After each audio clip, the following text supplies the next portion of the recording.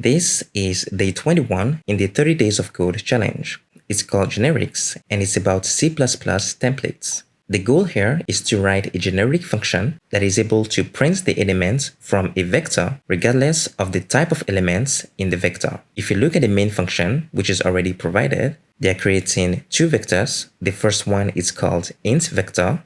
It's a vector of integers. Then here they create a second vector of type string. Then here they call the function printArray, which is the function that we need to define. And they pass here the data type, and as the argument, they pass the vector. So this here is supposed to print the elements inside of the int vector, and this here is supposed to print the elements inside the string vector. So it's one function which is able to handle different data types. I'm going to paste the solution. So here's the code.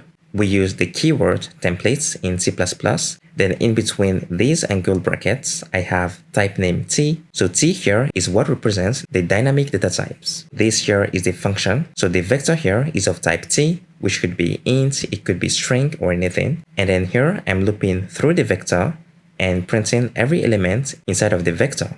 I'm accessing every element as a const t-type element. So I'm submitting this code right away, and we've passed the two test cases. You can also replace t here with auto, and it still works. So I'm submitting this, and we still pass the test cases. So that's it. It's a pretty simple challenge. If you like my solution, please subscribe to my channel, and I'll catch you next time.